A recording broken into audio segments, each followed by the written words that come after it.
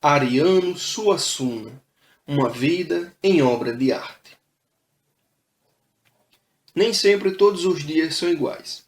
Em 16 de junho de 1927, quando ainda era chamada de Paraíba, a cidade de João Pessoa ganhou talvez um de seus filhos mais ilustres, Ariano Suassuna.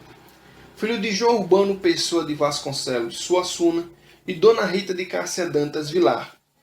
Nasceu no Palácio da Redenção, pois seu pai era o presidente da Paraíba, cargo que hoje corresponde ao de governador do estado. Ainda muito pequeno, Ariano já mostrava grande inteligência, com a memória impressionante. Tinha muita facilidade para decorar textos, recordava-se de fatos ocorridos quando ainda era quase um bebê. Conheceu a dor muito cedo com a perda de seu pai, por causa de tumultos e disputas que acabaram deflagrando a Revolução de 1930. João Urbano foi assassinado com um tiro pelas costas. O crime aconteceu no Rio de Janeiro, quando Suassuna tinha ainda 3 anos. Um céu azul o ano inteiro, a cidadezinha de ruas compridas e empoeiradas. Uma igreja, uma venda, em algum lugar assim era Taperoá. Em uma das casas da vila, um pequeno menino passava muitas horas sozinho e lia a maior parte do tempo. Por adquirir o hábito de ler deitado, passava quase todo o dia fechado em seu quarto. Ganhou o apelido de devorador de livros, por arrancar e comer um pedacinho de cada página que lia.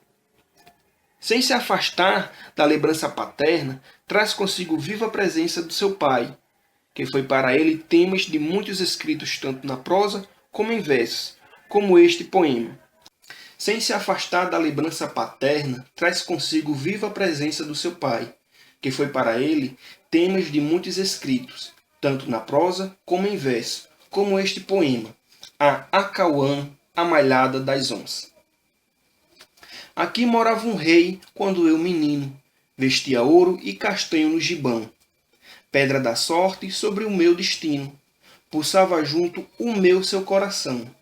Para mim, seu cantar era divino, quando ao som da viola e do bordão, cantava com voz rouca o desatino, o sangue, o riso e as mortes do sertão.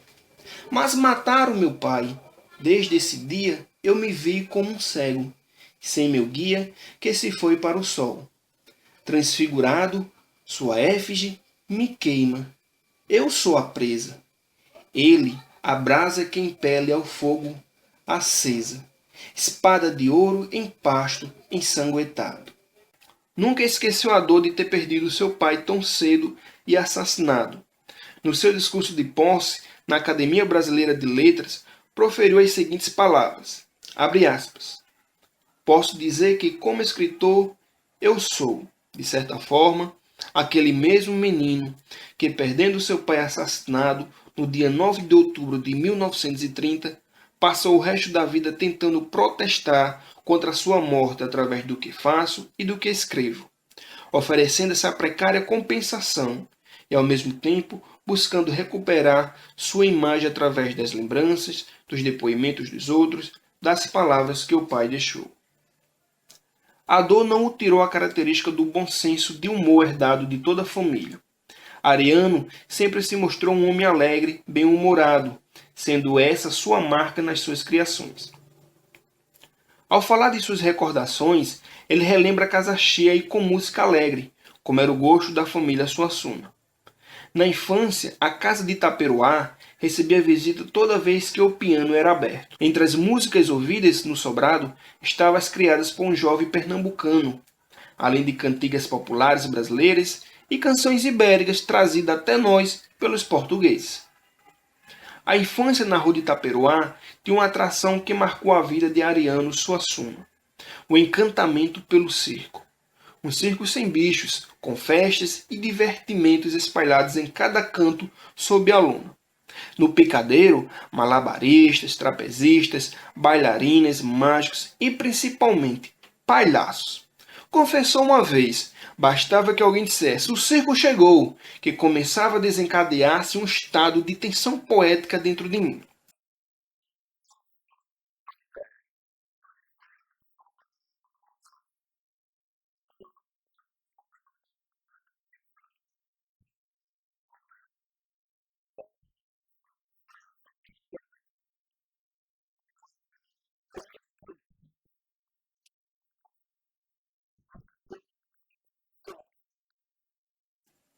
Se o circo já era uma festa em sua vida, havia ali um personagem principal, o palhaço.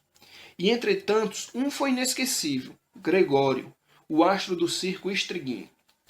Em suas falas, ele relembra depois de assistir aos espetáculos, eu ficava dias e dias repetindo exatamente tudo o que os palhaços haviam dito. As brincadeiras, as graças. A lembrança de Gregório o acompanhou por toda a sua vida. Está hoje marcada na literatura brasileira. É ele o palhaço narrador do Alto da Compadecida, a obra mais consagrada de Ariano Suassuna. O grande poeta, escritor e dramaturgo foi alfabetizado por sua mãe, Dona Ritinha, e uma de suas tias. Uma vez falando da primeira cartilha que recebeu de sua tia Neves, ele mencionou: não sabia ela que estava me escravizando para o resto da vida. Claro, estou brincando, porque ela estava me abrindo um reino da mais alta importância, o reino da leitura. Reino este, por onde Ariano começou a passear, seduzido desde que conseguiu perceber o que diziam os livros. A leitura sempre foi sua grande companheira. O pai deixou uma boa biblioteca desta, guardou como relíquias um exemplar dos Sertões de Euclides da Cunha, Cantadores, Sertão Alegre e Violeiros do Norte, os três escritos pelo cearense Leonardo Mota. A ilustre casa de Ramírez e a cidade e as serras de Eça de Queiroz. Em 1943, se mudou para Recife. Estudou no ginásio pernambucano e no colégio Oswaldo Cruz. Nessa época, ele ainda não havia entrado na faculdade, porém seus primeiros textos já eram publicados nos jornais da cidade. Em 1946, entrou na faculdade de Direito. Lá conheceu Hermílio Borba Filho, que era um dos líderes dos grupos de jovens escritores e artistas. Foi junto com Hermílio que fundou o Teatro do Estudante de Pernambuco. Um ano depois, ele cria sua primeira peça, Uma Mulher Vestida de Sol. Com esta peça, ganhou o prêmio Nicolau Carlos Magno. Mas um ano após, em 1948, cria a peça Cantam as Harpas de Sião. E no ano seguinte, Os Homens de Barro. Em 1950, formou-se em Direito e passou a atuar como advogado. Recebeu o prêmio Martins Pena pelo auto de João da Cruz. Em 1951, ficou doente e, para se tratar de doença pulmonar, voltou a morar em Taperoá, onde escreveu e montou a peça Torturas de um Coração. Um ano depois, Ariano volta a morar em Recife. Lá ele dedica-se à advocacia e ao teatro. Em 1953, ele cria O Castigo da Soberba. No ano seguinte, O Rico Avarento. E em 1955, ele cria O Alto da Compadecida. Essa é uma de suas obras mais conhecidas. Em 1957, foi encenada pelo Teatro Adolescente do Recife e conquistou a Medalha de Ouro da Associação Brasileira de Críticos Teatrais. Essa peça fez tanto sucesso que foi traduzida e representada em vários países, além de ter sido adaptada para o cinema, que foi outro grande sucesso. No ano de 1956, Ariano abandonou a advocacia e passou a lecionar aulas de estética na Universidade Federal de Pernambuco. No ano seguinte, sua peça O Casamento Suspeitoso foi encenada em São Paulo pela companhia Sérgio Cardoso. Montou a peça A Farsa da Boa Preguiça em 1960 e A Caseira e a Catarina em 1962. Em 67, se tornou membro fundador do Conselho Federal de Cultura. Permaneceu lá de 67 a 73.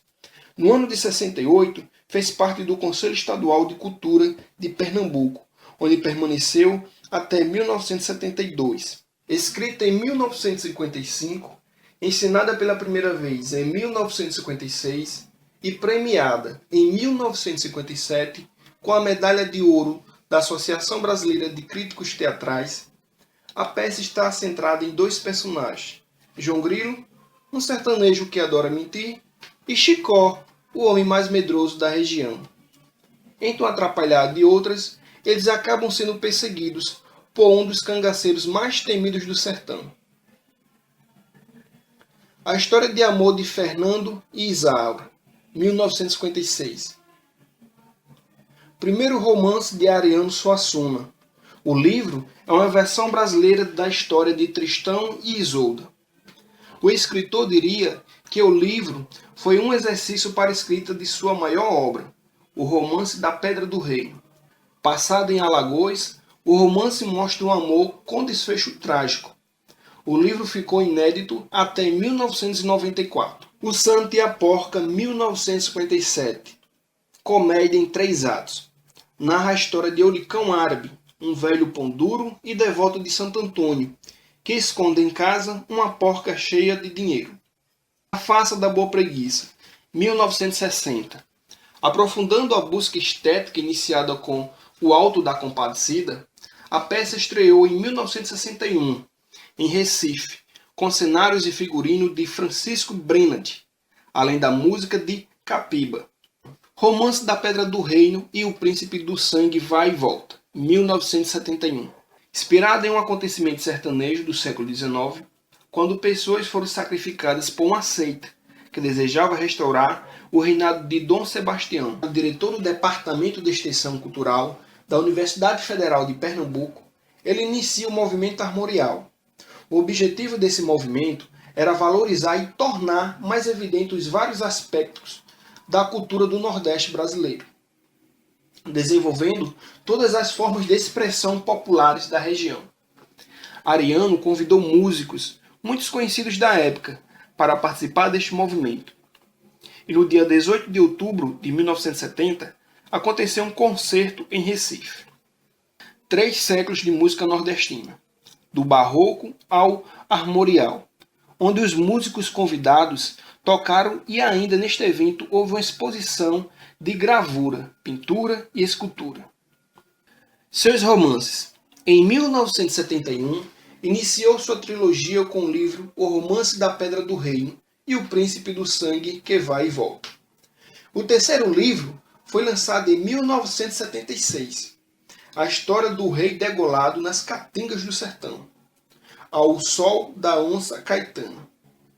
Essa trilogia foi classificada por ele como romance armorial popular brasileiro. Os 2 primeiros romances dessa trilogia foram relançados em 2005, e essa segunda edição esgotou completamente em menos de um mês. Algo surpreendente, pois este volume possuía quase 800 páginas. Em 1975, foi nomeado secretário de Educação e Cultura do Recife, onde permaneceu até 1978. Fez doutorado em História pela Universidade Federal de Pernambuco em 1976, onde defendeu a tese de livre docência A Onça Castanha e a Ilha Brasil, uma reflexão sobre a cultura brasileira.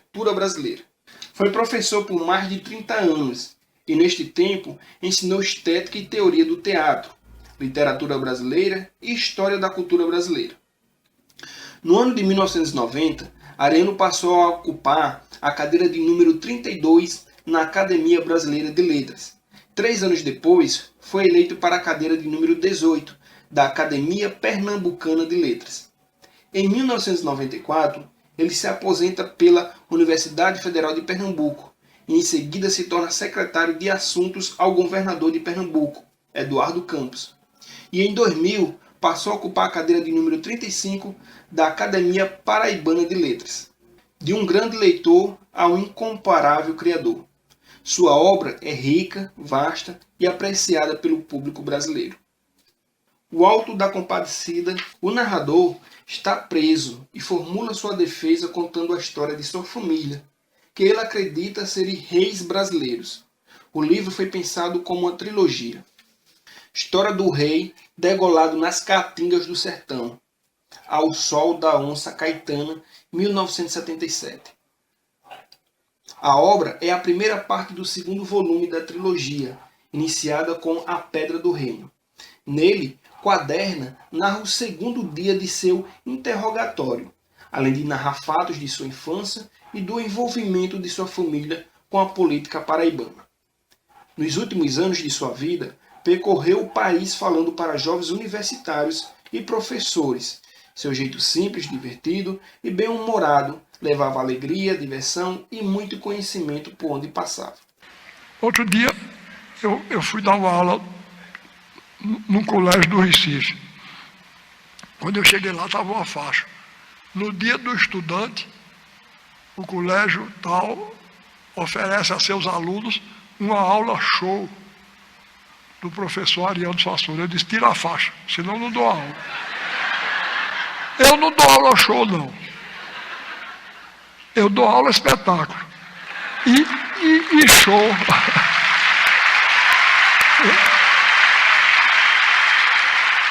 E show da minha terra. É uma interjeição de espantar a galinha.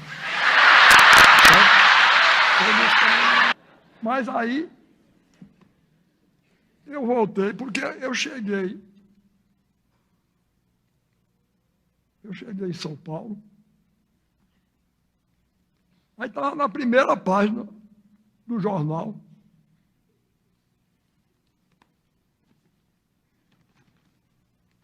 Não sei se está dando para ler. Preferência Nacional. Preferência Nacional. Sabe quem é? A banda Calypso. Preferência.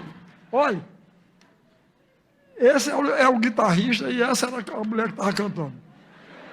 Olha bem, eu fiquei com vontade de escrever a folha e dizer a ela, olha, Preferência Nacional, uma exceção.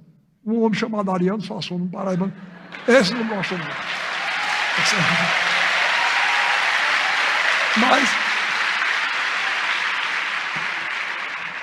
Mas o que me deu mais raiva, foi que eu cheguei no meio, aí estava um homem chamado, eu vou dizer o nome dele, Eduardo Miranda, produtor e jurado de programa de televisão. Deve ser um gênio, né? Pois veja o que ele disse aqui. Repare, a Calypso é a verdade do povo brasileiro. A verdade do povo brasileiro. Eu me senti pessoalmente insultado. E acho que vocês têm o direito de se sentir também. Não é? A Calypso é a verdade do povo brasileiro. O Chimbinha...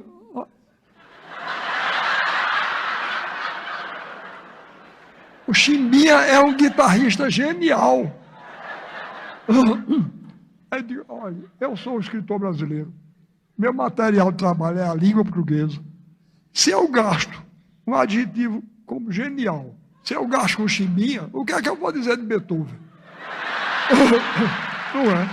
Machado de Assis dizia que no Brasil existem dois países. Ele dizia, o país real é bom, revela os melhores instintos, mas o país oficial é caricato e burlesco. Nós todos somos nascidos, criados, formados e deformados pelo Brasil oficial. Mas eu espero que vocês façam como eu. Não estou me dando como exemplo, não. Foi somente que eu tive essa ideia quando eu era muito moço. Eu disse, como é que eu vou fazer meu teatro, meu romance, minha poesia? Eu vou olhar como é que o povo do Brasil real faz. Essa história do cachorro, o enterro do cachorro que eu acabei de citar para vocês, é uma história criada pelo povo do Brasil real. Então eu sou atento ao que é que o povo do Brasil real faz, o que ele quer, como ele pensa, como ele canta, como ele se veste, como ele escreve. Porque eu acho que nós do Brasil oficial temos obrigação com esse maravilhoso povo do Brasil real. A gente tem a obrigação de acabar com essa distância terrível, essa dilaceração horrorosa que existe no nosso país.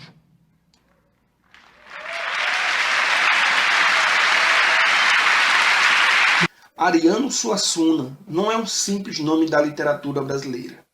A pura arte da palavra em resumo, sua forma de ver, compreender e viver o mundo. Ficou escrita de forma única e incomparável.